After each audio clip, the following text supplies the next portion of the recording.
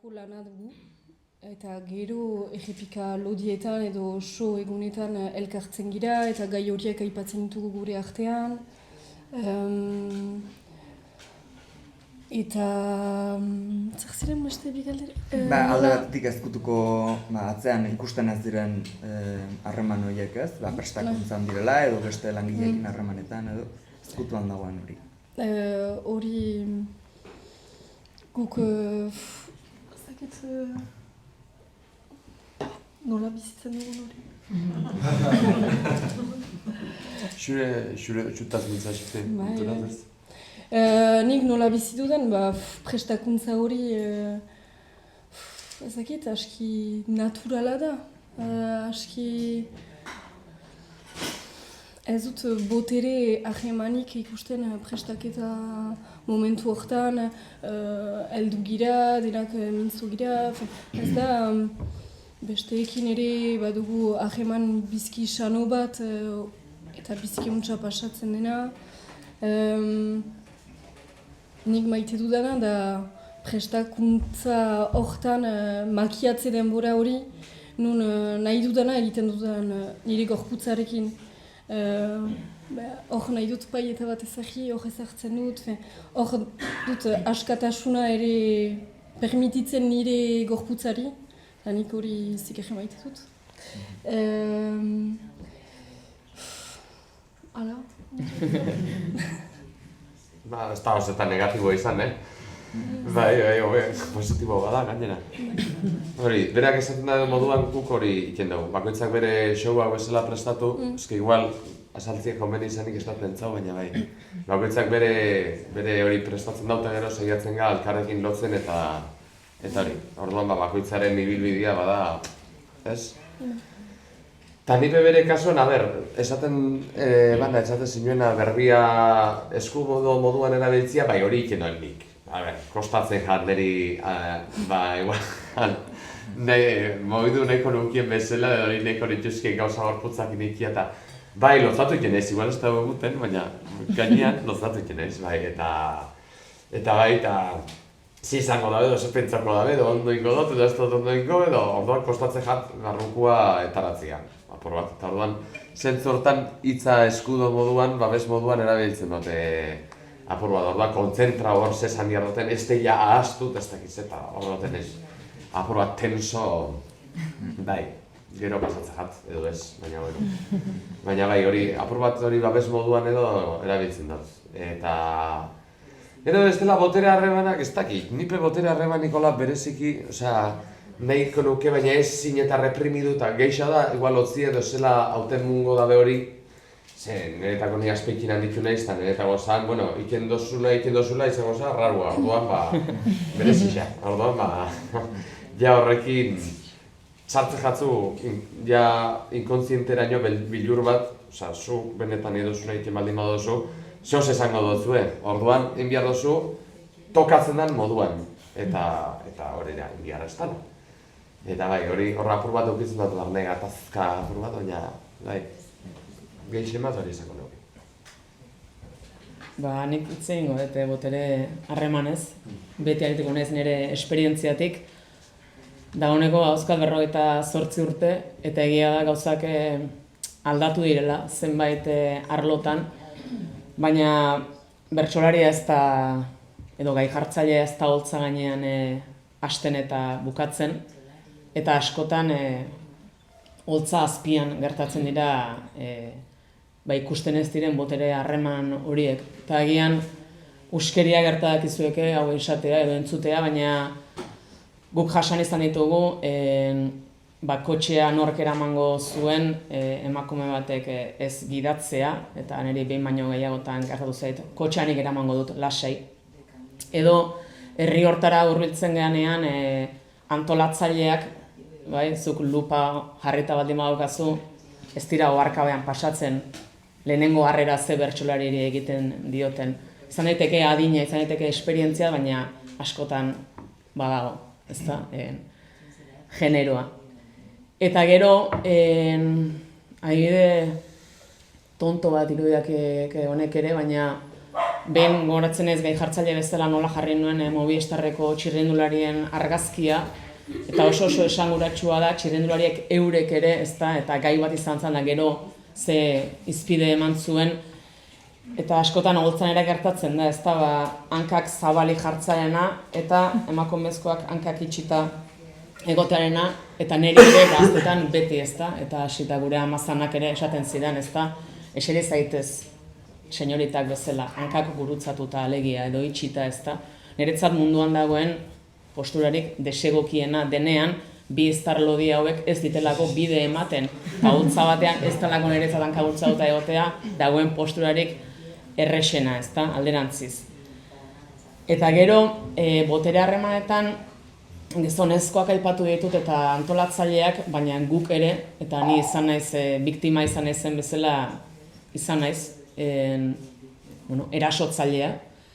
Eta emakume gazteak, neska gazteak zetoztenean, pixkat loraldian zeudenean eta bide egiten izenean bertsoaritzan guk ere egin ditugu horrelakoak, nik behintzat, bai, gerora hizketaldi luzeak izan dituguna eta barkamen saio eta nehar saio edarrak eragin dizkiguna guk amenaza bezala ikusten genituelako. Eta zergatik, gu ginelako, eta gu esaten dudanean, ari naiz, garai hortan genbiltzanak, Maialen Lujanbio bat, Estitxo Arozena bat, Iratxe Ibarra bat, eta ni, eta gerora datozenak, datoz 8-10 urte geroago, ez da, gaur egun, punta-puntan dabiltzan bertsoari onoiek. Orduan, beste estereotipo bat zen, beste gorputz bat zen, beste diskurso bat ere bai, feminismoan oso oinarritua, guri niri bentsat asko irakatsi didatena, beste ahots bat zen, bai? Eta orduan, gurea pixka bat zalantzan ez zuten jartzen, baina nik bai ala sentitzen nuen amenaza bat bezala, eta orduan nik ere botere harreman horiek erabili ditut aizpatasunetik baino beste aldetik, ez da pixkat erasotik, beldurretik noski, baina hori ere egon da, eta gero botere harreman izkutukoak dira, nik bizitza osoa pasatu dela heteroarena egiten, kosta ala kosta, eta ukazio bete-betean, naiz eta gero armariotik egoltza gainean atera nintzen 2013ko txapleketa hartan. Baina gero nik ere, ikusten nuen Maialen bat, eta banekien, boilera zela eta ez zuen sekula pausorik ematen, gerora ulertu nuen noski horri biltzeko, fauna hortan ibiltzeko, superbibentziarik eta hortan, segur asko isilik eta izkutuan egotea aukera behartu bat zela ez da aurrera egiteko, eta uste dut Maialenek egin zuen gero hegaldi hori, larba izatetik utzi eta tximeletaren egite hori, lehenago atera izan balitz behar bada ez zukela aukerarik izango. Guztiak nahi zentzuten, porque egia oso kasuistika diferenteak direla. Baina, gero beti resonatzen dute gauze. Eta gure kasuan, nik showaren atzean edo performance momentuaren atzean edo zer dauden galdera horri, nik esango nuke nik 3 gauza izendatu ditut. Lehenengoa dago ariketa vital handi bat, uste dut ez, mundu guztia pasatzen dela momentu batean hortik, zukoen esplikatu ez duzurean, baina. Pues hori dago ariketa vital handi bat, espazioak hartzeko eta 2 ulertzeko, badagoela modu bat gauzak egiteko zuk nahi duzun bezala, hori zuek ere aipatu duzu. Eta hori da, ariketa bat oso norbanakoa, baina superkolektiboa ere bai, eta superpolitikoa. Eta gero, nahi dut remarkatu gauza dela espazioak hartzeko momentu hori ez, hainbeste aldarrikatu behar dena. Nahi dut egin ere pixka bat, nota de pie de página, como poeta. Baina nahi dut remarkatu gauza bat, zari gara esaten espazioak hartza o gorputza espazioan, eta daude espazioak eta espazioak. Eta adibidez, niri tokatu zait egotea espazio batzutan, lehen aipatu dudan gorputz queer hori oso errex erabili dudana, oso hori ni neuztuek aipatu bezu ez. Inkluso sentitu nahiz ni neu gehiago estenan, ateratzen zakit pluma pixka bat gehiago edo nire izaeratik askoz gehiago estenan, igual eguneroko performance benetakoan baino ez. Baina gero bai egon dira beste espazio batzuk adibidez bertsolaritzan. Ez, de repente, igual eske espazioiek ez dira zureak, ez dituzu zuk eraiki. Zaude espazio bat hartzen, baina ez da zuk eraiki, orduan nolabait sartu hartzea molde batzutan eta tranquilamente zure gorputzkuira ezin dezu azaleratu. Osea, ezagutzen ez zaituenak eta etzeanean ari zure hitzekin, zesatez, hitzak dira babesa, gidoi bat egiten badidate hitzak ez dira nireak. Orduan momentu batean nire kuirtasuna de repente bakarrik ikusten da nire hile rapatuan. Eta ezea igual, ze hori ateratzen den ezakin non dakan hau rapatua. Ze aldarrikapen basikoa, Iruditzen zait, orduan momentu batzutan zade, hemen nago, ez da ikusten, nire aldarrikapena eski igual ez aldarrikatzeko leku bat. Espazio hori ez dut nik hartu, eskaini didate eta onartu dut. Orduan, espazioaren puntualizazio hori, badaudela espazioak eta espazioak, eta ni behintzat, erosoen nagona edo sentitzen dudana dela gurea zuk eraikitzen dezun hori, ez dezuna itxoin behar norbaiten deia, en plan de, hartuko duzu parte honetan? Guai, eskaintzen bai zute, baina benetan zuzarela zuk hartzen duzun espazio horietan, eta hori, orduan, ariketa vital handi bat hori guztia ulertzeko, porque igual, 20 urterekin nimentzat, ez nuen ulertzen hori, eta hori. Gero, showaren atzean, ze gauza gehiago daude, antolakuntza kolektibo gigante bat. Guk adibidez, Mejiantigre bezala, kolektiboa aldarrikatzen dugu dela, eta ez da kasualidadea, de repente jutea eskutik bi pertsonaz. Nolabait, beti ez dakitzu izen bat kostatu zitzaizuen validazioa edo, nola esaten da, hartzen zaituztenean, aprobazioa, hori, hitz hori. Aprobazioari uko egitea, orduan de repente zoazenan kolektiboan bezala zure ondokoagia validazio, ez dugu behar validazioari, baina daukazu apoio bat, orduan berdin zaizu besteek ze pentsatzen duten. Baina zoazenan bakarka ez kolektiboan, de repente denak geha super zaurgarriak, orduan, nahi gabe bilatzen duzu hori. Eta kostatzen da ere atzean dago, estenara igo baino lehen dago kristen ariketa horre bai, ez? Eta sareak eta ulertzea bestek ere nola ulertzen duten estena, gorputza, poesia, kasu honetan literatura biziak estena, laguntzen dizu zure eraikitzen. Eta bukatzeko zer dago atzean, zuk esan ez, holtzan derrepente dakazu botere bat da, botere bat oso guaia. Osea, sinceramente ez, ematen dizuna leku bat oso eroso egoteko. Baina gero holtzatik jaisten zenean, amaiak esan duen bezala, guk ere topatzen ditugu beste gauza batzuk. Askotan ikuslearen babesa oso gaia dena. Eta beste batzutan ez dago babesa, eta adibidez, ni nator, dago kabareta ez, bertso egintza, eta nik esango nuke Mejiantigreren esparrua, eta mentzabeten beste batzuk eba igual idazten duzuenak, edo literaturatik gertu zaudetenak. Literatura biziak estenan dela momentu performatibo bat oso guapoa da, baina gero jaisten zenean, derrepente dago espazio literario bat, asko dena idatziz, asko ez dutena nahi gorputzera eraman hitzoiek. Orduan horregatik literatura biziak aldarrikatzen dugu beste esparru bat literaturaren barruan. Eta hor derrepente dago mundu bat bastante karka, eta are gehiago poeta bazara. Eta espazio hori, batzutan ez da oso eroso, guk topatu dugu modu bat erosa izateko guretzat. Baina guri tokatu zaigu egotea performance bat egiten, eta poeta normalean, izetero gizon bat, holtzan horrela. Sai osoa guri begira, poker face batekin nola. Eta batzuetan bukatzen da showa, eta batzuk datu zure gana, eta esate dizue, oso ondo, Eta orduan da, como entre, venga, igual gustatu zaio, igual dago aprobazioa ematen, venga, eskerrik asko etortzagatik esatera zera izan. Beste batzuk, daude horrela, eta gertatu zaigu. Bukatzen da showa, eta badoaz ez zer esan gabe. Orduan, zer dago movida honen guztiaren atzean, berez, berdin zaigu jutea, de hecho, hobeto, ez inkomoda gero topatza, eta zure jantziarekin, zure makillaje eta... Osea, ez dezu nahi esatea ez zerrez, baina, simaz, showaren atzean dago guzti hori. Eta hori, eta hitza gure kasuan da dena, osea, gure bada gorputza, baina bukatzez honekin gure gorputza, karo, gugatoz idaztetik, osea, poesiatik, orduan, hitza da dena. Baina zer gertatzen da kasu honetan gure hitzekin. Gure hitzak sigmas paperean ez dute balio, spoken word edo hitz esanak behar du gorputza esateko. Ze ez da berdina ze gorputzek esaten duen esan behar dena. Osea, esaldi bera gutako edo nork esango balu oso diferentea da. Super diferentea. Orduan, hitza da gure oinarria, baina gorputza da hitz horri zentzua ematen dion beste oinarri superpotentea. Eta esango nuke bastante modu igualatuan daudela.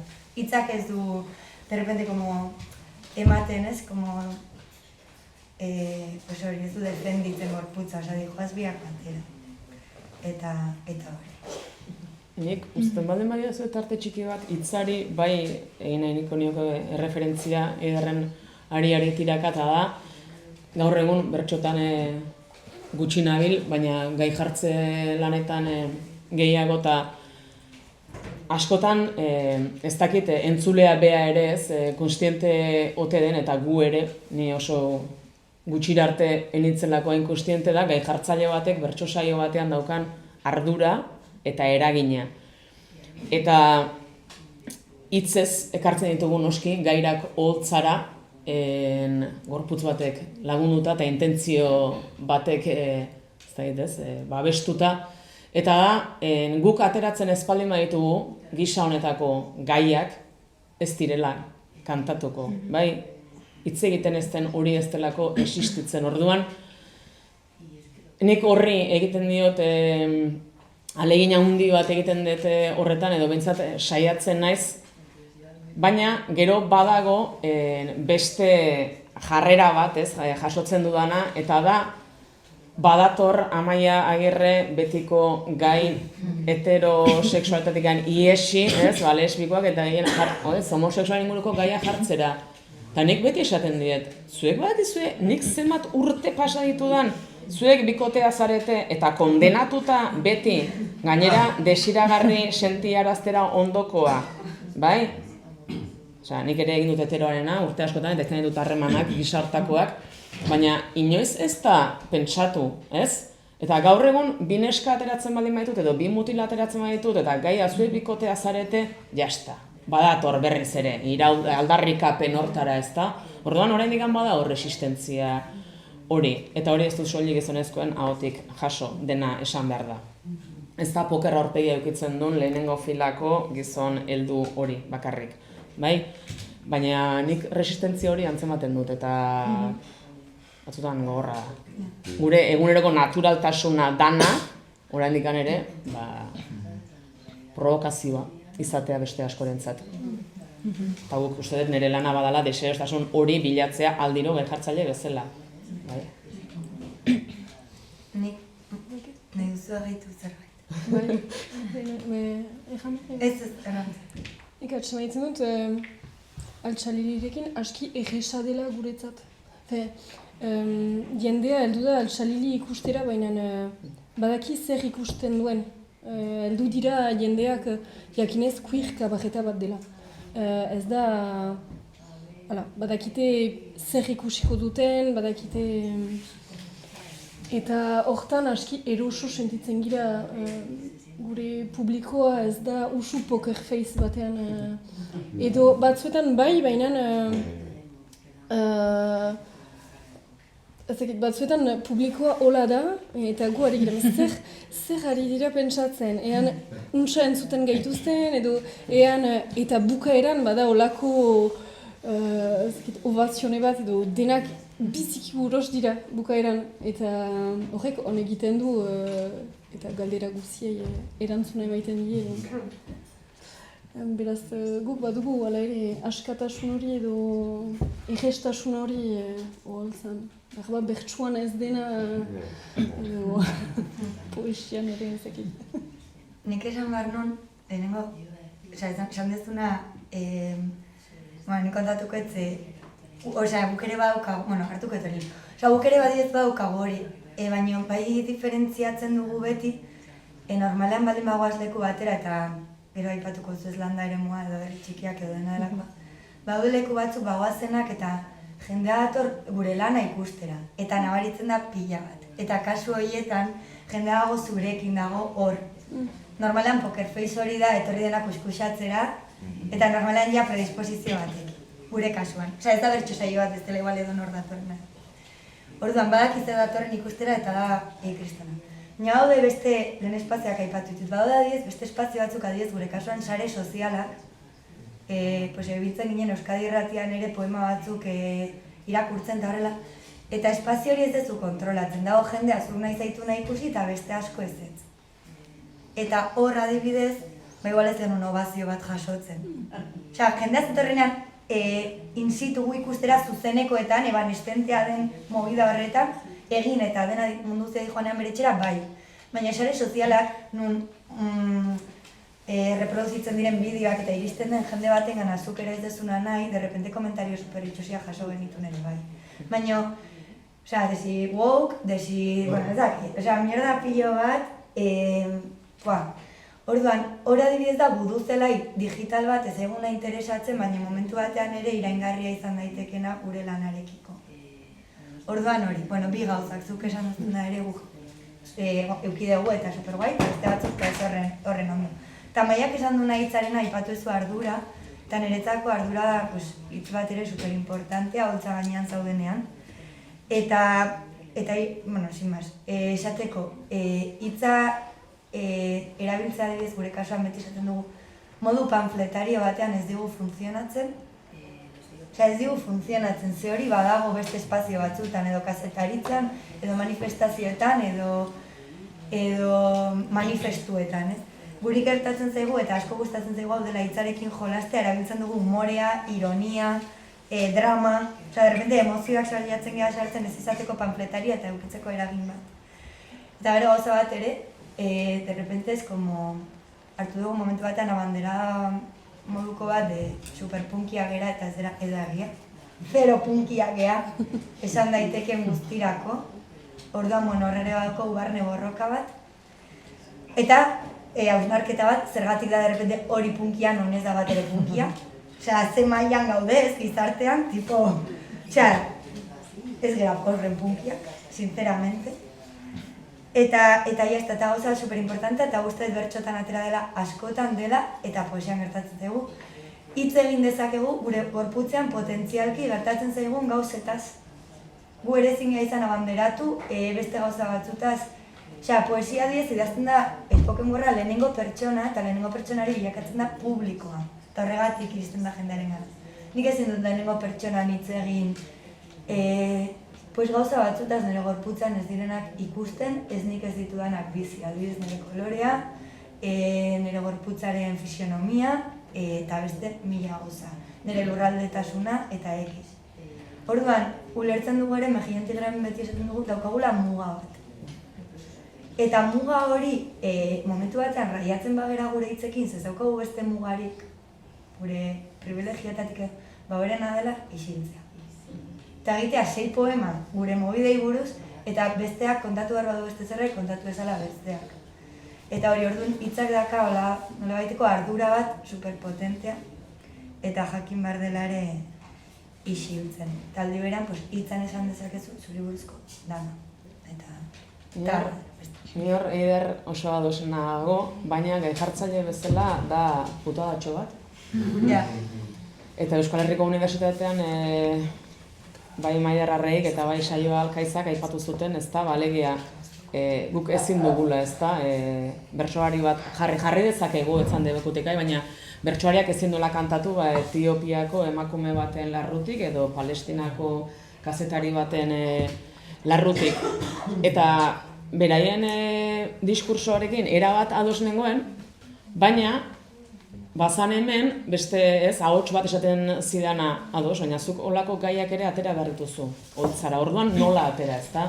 Lehenengo pertsonan kantatzeko eskatzen ez badiozu, hirugarrengoan ari da, baina iritzi bat eskatzen ari zara, ezta? Orduan batzutan ni ere hor kamuflatzen ibiltzen naiz, ezta, zure gogoeta eskatzen dizut, baina batzutan beti gogoetak eskatzea ere ez da bertsolari batentzat egiteko modurik egokiena, arrakastatxuena, errexena, xamurrena berdintzait, eta orduan rol batzuetan jartzeare komeni da ofizioak datozenean, ez da orduan, bada hor nik ere badaukat barne burruka hori, noraino bai eta noraino ez, batzutan gai horiek atera egin nahi ditu dalako eta behar direlako, Eta hor nik ere izaten ditu nire gudatxoak barruan. Guk xantza bat dugu talde handi bat girelako, beraz gai hainitza ipatzen alditugula. Batak bakotsak egiten du bere bizian zer pasa den edo ala ere hola martxan gira, beraz gai hainitza ipatzen alditugu estena gainean, eta hori untsa da. Nik hori, xehetasun bat egoteko botere harremanetaz berbaino, ez dut berbain. Eta hain zuzen hori zehaztu nahi naban, nik ulertu dute galderi gehiago norbere buruarekiko botere harremanak ez, edo gizartierena, hasi izango nintzake berbetan eta ez isildu, ez dana bezala, baina. Osea, eszenatik aparte izaten dien botere harremana, nipe altxalirire gaitik oso importantia pegaldu ditut. Altxaliririk ekartzen daben homofobixe gaitik, baina galdu ditut oso importantian ere bizitzan, baina orduan, hori, botere harreman horrek, zehaztu nahi naban, nire ustez badarela eta oso agerikoa diela, Geixo lertu nire buruarekiko edo nire barruan dauzkaten zerekiko, iritzixekiko edo sentipenekiko hor, ez dut sentitzen nire barruan geixo da lotzak edo zehozerri etaratzen etxazula lagatzen, badakazun represin horregekik, baina hori zehazteko besti hori. Pixkat aurrera jarraituko deu eta bideratuko deu pixkat landa eremura. Orduan, ez dakizuek desberdintasun bat ikuste zuen herri txiki bat eta hirian arteko holtzen artean. Ez dakit batek edo besteak sortze ditun biolentzia, tentsio edo ze aukerak ikuste dituzuen hor. Eta gero, jakin nahi genuen, ea uste zuen landa eremuak baldintzatzen duela arte adierazpena.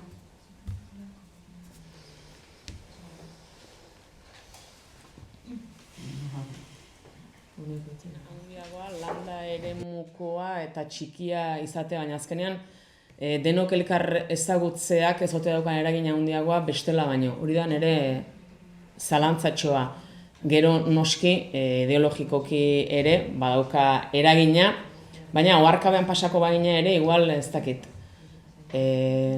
Gutxiago ez ote dugun entzuten hiria handietan oharkabean pasatzen garelako. Eta hemen onak eta txarrak entzuten dituzu aurrez aurre eta bizkarrera ere bai, eta ezker eskubi ere bai pixka bat deskuidatzen baldin batzea. Orduan, ez dakit, bertxotan ere askotan esan izan du digute, alderdi politiko batekiko lotura daukagula, danak oso antzekoak gerala, eta horregatik esaten da, ez da,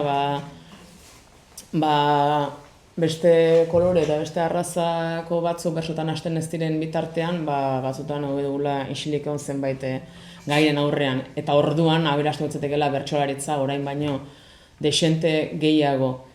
Eta ez dakit, bertxotan bada ez, anerre euskitzek hautsi ditu, ez da, eta gain ditu muga asko, eta berarekin itzein izan dut, eta herri txiki eta herri handi, ez dakit, herri txikitan ere gure kasuan behintzat datozenak normalean badakite zertara atozen, naiz eta batzu bertso saio ohiko baten bila etorri. Eta horre uste dut guk badaukagula suertetxo bat, naiz eta erresistentzia handiak dauden, kolektibo bat badagoela, pixka bat gurekin batera aurrera egiten ari dana edo behintzat entzuteko prest dagoena, naiz eta gero diskursoan oso progreak izan eta gero badakigun ez da, praktikan nun daukagun zuloa. Eta nik ez dakit entzungo nuke gustora bestek zer dioten herri txiki, landa, eremu, ea antzematen dute zuen desberdintasunik?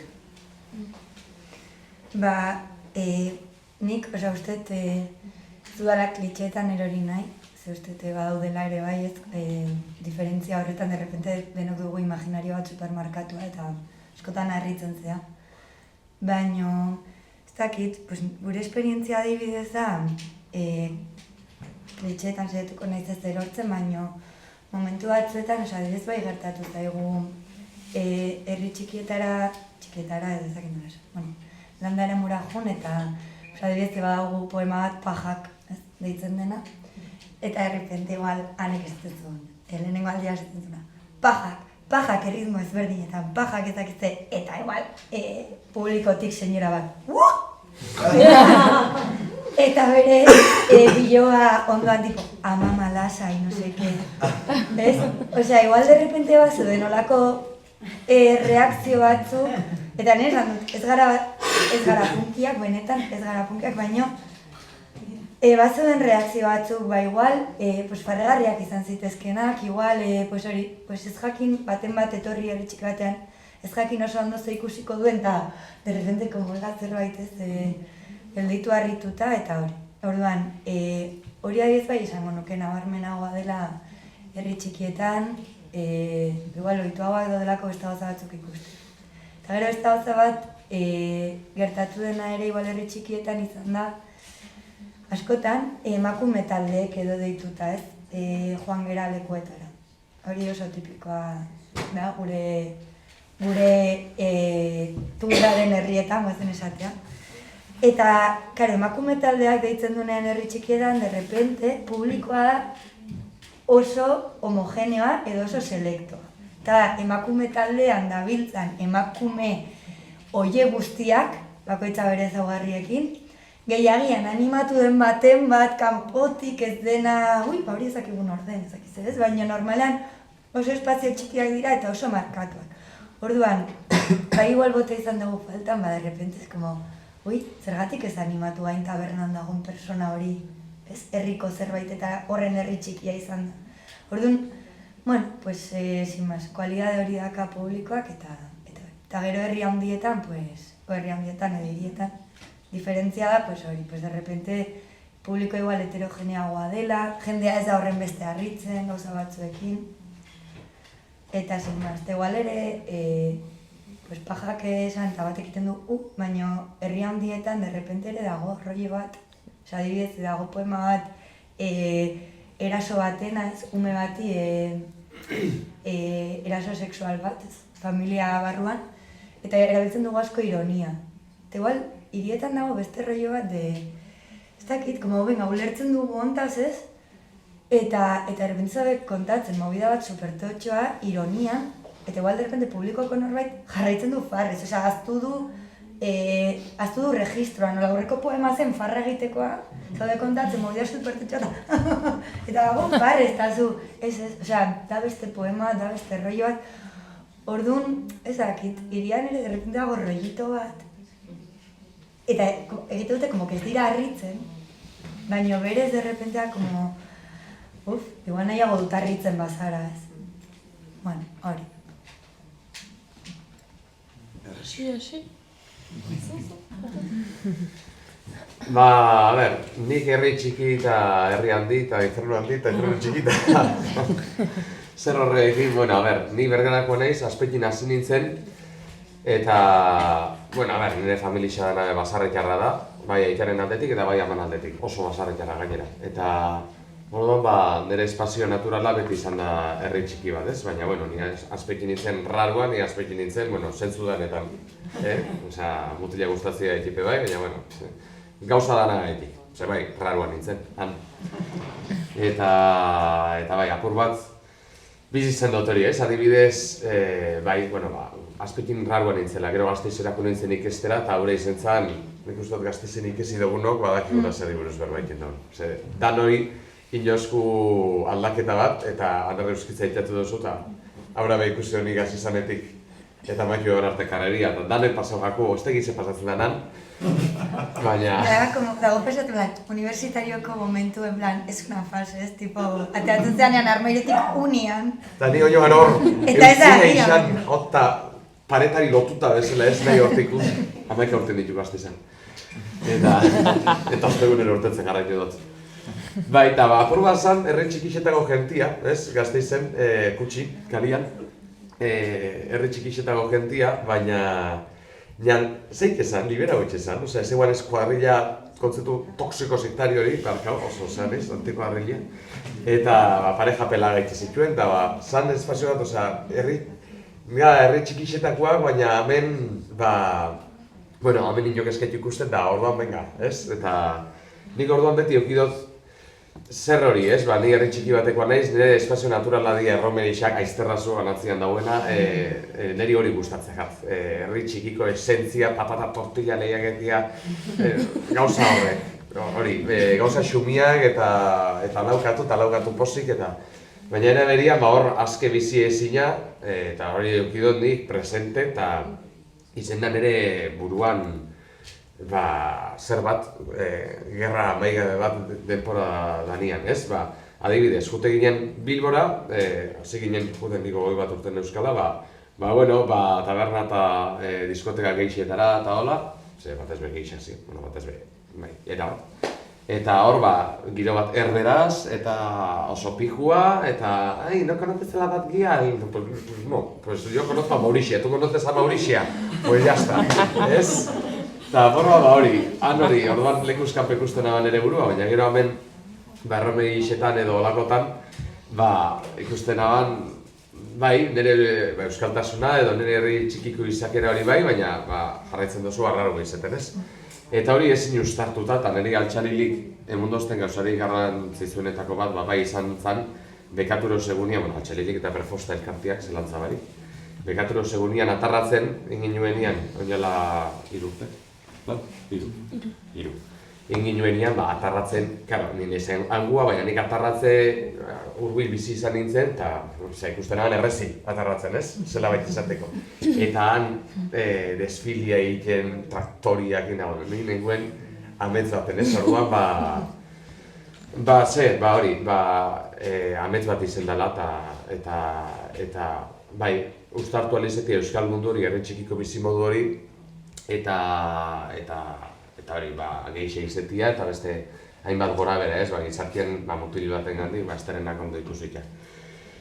Orduan, gero, esenia herri txikixan edo herri handixan, berez, altxalili hasi ginen batez be, herri txikixetan inei ginuela esan ez.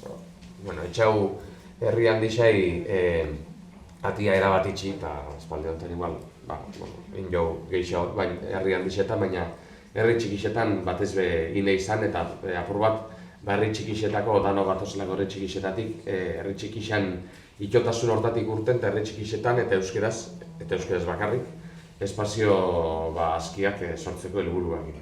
Gero, badauzku batzuk erradikalagoaga, asunto hortan, beste batzuk ez, eta hor badaukut, eta gero aparte ikusi behar da, herri txiki baten igual nahi da, baina igual ez da nahikoa baldintza, ez diru aldetik eszenatoki aldetik edo baldintza tekniko aldetik, ez dago aukerarik egiteko igual herri txiki baten nolako ikuskizunik, baina ni behintzat nik ikustegaten zentzua gure taldiari hori da.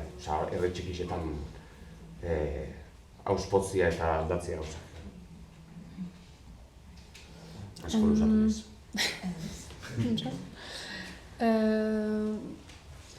Nik atxamaiten dut, erri txipietan eta erri handietan desberdintasuna dira teknikoki, soinuaren aldetik, argien aldetik, hori desberdintasun hori. Hor duela hilabete bat egin dugu Miarritzen Atabal gelan. Izigarri untsa pasada, bagenoen soinu bikain bat, jendeak biziki untsa entzuten zuen, baina publikotik izigarri urrun ginen, eta hori untsa dena ere landa ere muetan dira gela txipiak direla, beraz publikotik hurbil gira eta energia bat sortzen da. Hor ere Miarritzen sortu da, baina denbora eman du energia horrek sortzeko. Erri tipietan gero untsa dena dira gauzak inahostea ere. Jendea hori zaitea, beraz, zertara jingira eta azken finean ikustea ez dituzten ikusten. Gauza bitxiak ikustea eta hori maite dut jendean aurpegietan ikustea. Zer da hori eta azken finean irriarekin hartzea eta jendeak hori onartzea eta gu onartzea hon egiten du.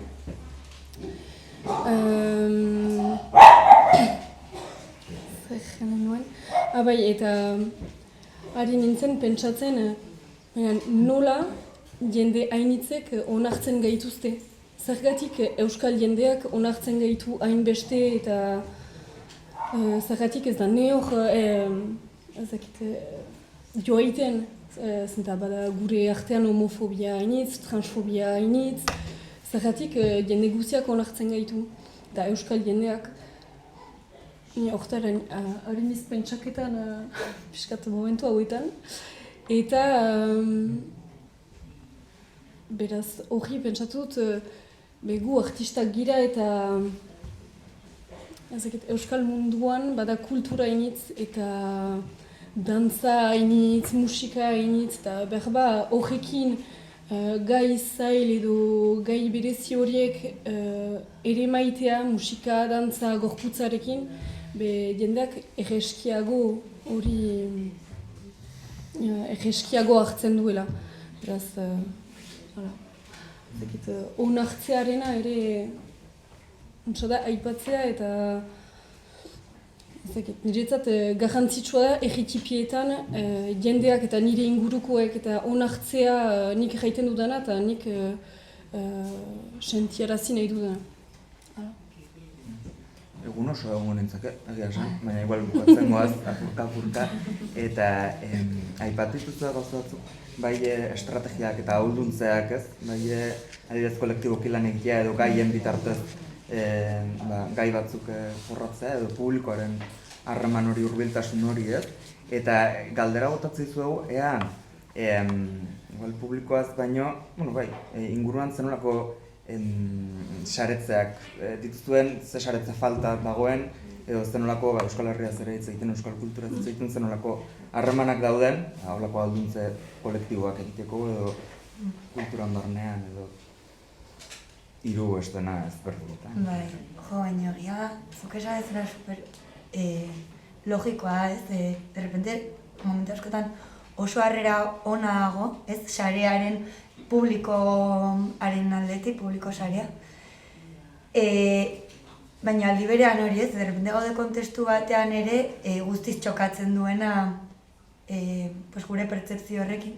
Eta ez nik ez dut erantzunik bota duzun galdera horretarako, baina konturatzen naizela gauza batetaz eta da zakitzuei zuen publikoa zenbat errepikatzen zaizuen. Hau da, gure kasuan gure emanaldia ikustera etorri da jende bera leku askotan. Edo jende bat, esango dut rollokoa ze gustatzen hitz hau, baino hemen daukat apuntatuta ez ze sare daude esan dezuzuk ez. Zea, publikoaren sarean, ze badago beste sare bat, baina ipatuketan baina publikoaren sarean, nik behar dut termino bat zehazteko, enkasilatu gabe sarea, baino zehazteko sare hau. Ze hemen gauden asko ezagutzen gara, nahiz ez garen lagunak, baina beti ikusten gara horrelako espazioetan. Orduan, behar da termino bat, nik rollokoa esatero, igual ez gara ez da rollokoak, igual da superdiferenteak, baina dago jende motat errepikatzen dena espazioetan. Orduan, lortzen dugunean hitz bat gure burua definitzeko, seguruaz beti espazio horietara, ulertuko dugun ikustez zergatik derrepente daukagun kriston onarpena kriston zea, eta da garelako kriston babes sarea. Euskal Herri mailan dago zerbait, babesten duguna gure artean elkarri, eta hori kagea aurpegi ezagunak. Nahiz eta gero ikusten garen eta esaten dugun, saludatuko dut edo ez dakit ezagutzen dudan edo ez gogoratzen den nitaz, ez dakit dago fenomeno bat.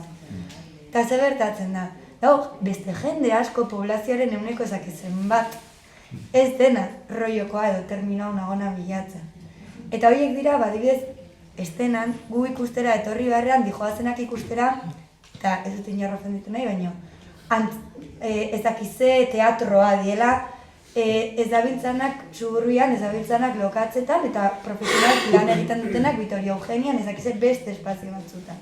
Orduan, gu onartzen ez gaituzten, edo potentzialki onartu ez gaituzten pertsonaiek daude beste espazio batzutan, eta dira pilo bat.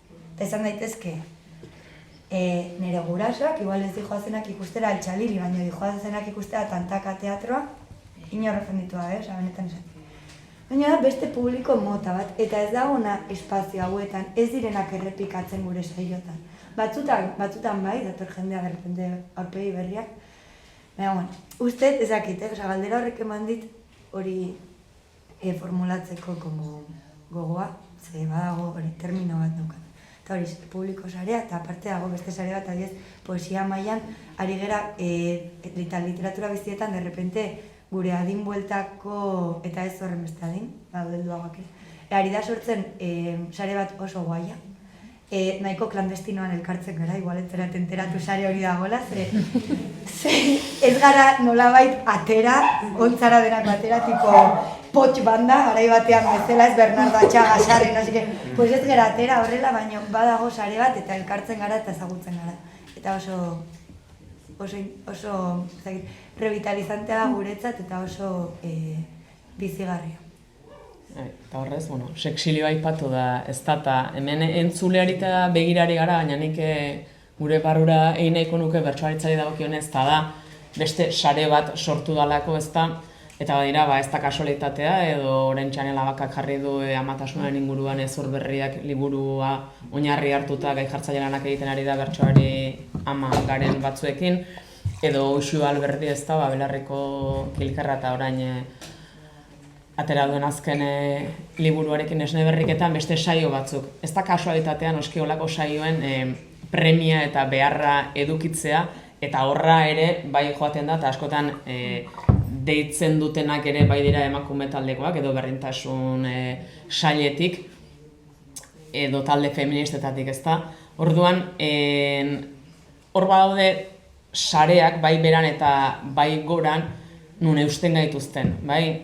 Sareak ez direlako bakarrik elkartzeko, baizik eta erortzeko arrisko daukagunean, nork helduko gaituen ziurtasun hori izatea. Eta holako saioak aidea ugaritzen, baina era berean holako saioek sortzen dute baita beste aldekoentzat deserosotasun bat, ezta gu marginatzen ari garela adierazten dutenak ez zuzenean, bai? Baina badago hori. Ze premi, ezta? Ze necesidade daukazu, ezta? Zuen abakarri ukolako zerbait egingo bagenu, ezta? Zenbait gizonezkok. Eta hor gure kantatzeko moduak eta gure gaiak ateratzeko lasaitasuna eta asketasunak egia esan ez dauka preziorik, eta botere harremanak segura asko hor ere egongo dira, ezta? Leku guztietan daudelako, baina ez bestelako bezala, ez beste harremanak bezalakoak. Eta gero hor, herri txiki eta herri handi, niretzat bada, eta da, ez jakintasunak askotan beldurra sortzen duela, eta beldurra da nire ustez dagoen gauzarik paralizanteena, horrek dana blokeatzen du, bai norbera eta bai ingurua blokeatzeko gai da.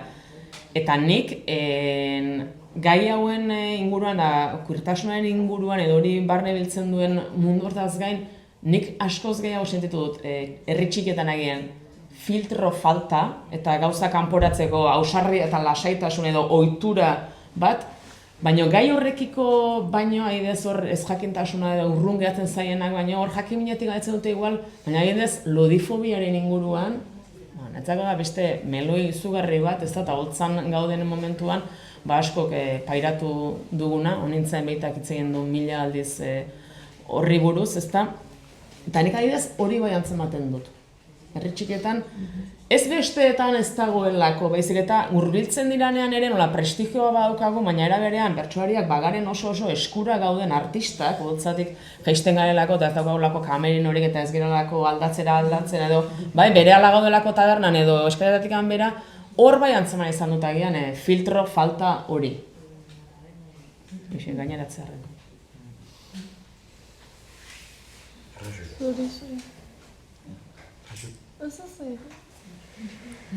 Bueno, esan nigo. Sarian inguruan. Nik nabaritzen dut queertasunean edo LGTBIQ+ aztegize. Queer esan da, dana sartu dike barruan igual, ez? En fin, gai hortan nabaritzen dut euskal gizartian azkeneko urtietan sortu da halako saretze bat. Nik asko apreziatzen duten, eta ezinbestekoa jatena gaur egun, ez? Komento dutena garai baten Gasteiztik juten nintzenian Bilbora parrandara Balkon de la Lolara, ni arrotz sentitzen nintzen erabat, eta euskal munduan ez geunkun ezebe, eta oso gutxi. Eta eguana nik geixo hauten baten aban, zala gehiago boieran artean, azkenean movimentu feministiak hori ahalbidetu da belako eta erraztu da berako, eta gure artean ez zer, ez da gainera elkar gaizki tratatzen ginen, eta askotan, mutil gehiagoak beste mutil gehi batzuk.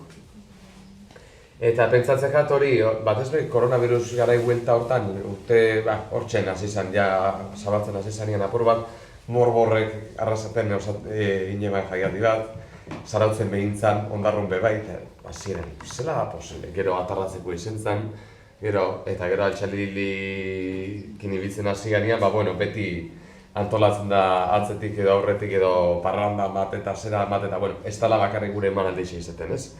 Eta gero ez da gehiago, eta orduan nabaritzen dut, sare potente bat ehundu dala horri esker eta niri gaur egun horren laguntzen hauela hain bakarrik ez sentitzen, eta bai. Gero oso komentatzen zinuena, ez? Beti ezagutzen dudanok elkar, baina hori pasatzen da azkenean minorixa danetan, ez da?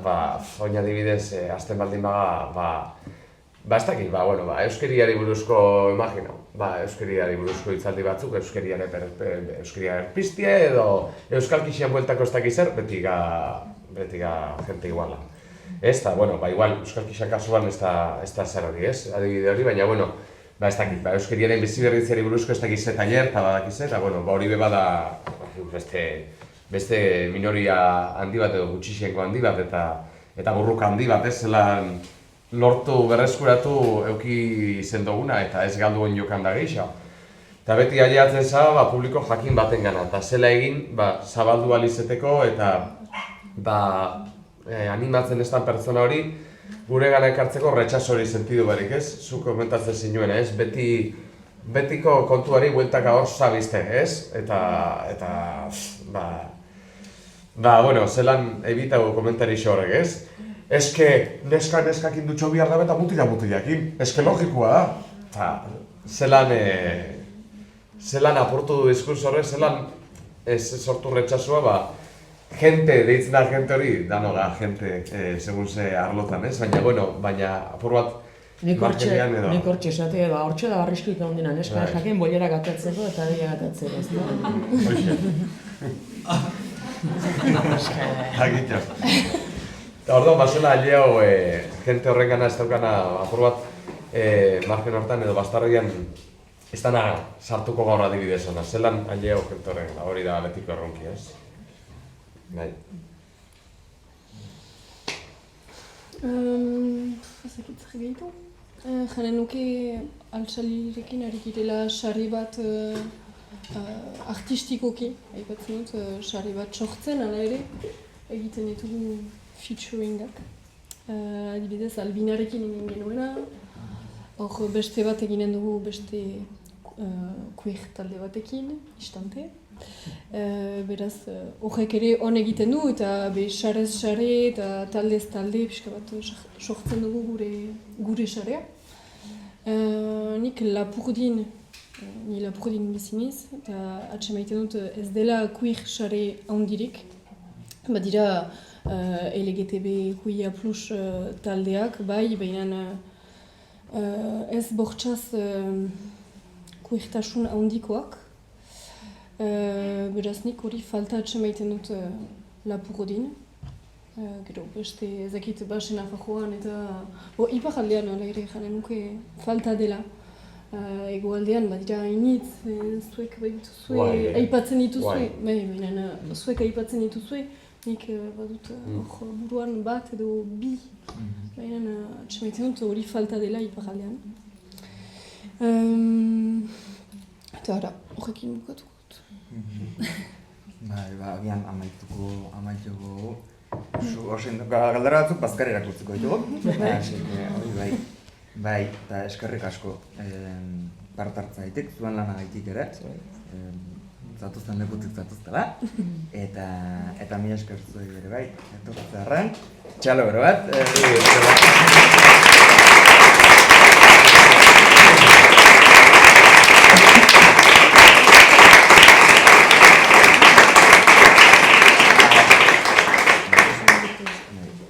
Mi eskertzu berriro. Badugu orain 5 minutu, 10 minutu barru, Ainara Martinen eguneko bigarren hitzaldia, eta eskatuko dizuegu agian 5-10 minutu hauetan kanpora edo momentuetan montatuko dugulako hemen, kristona. Eskerrik asko.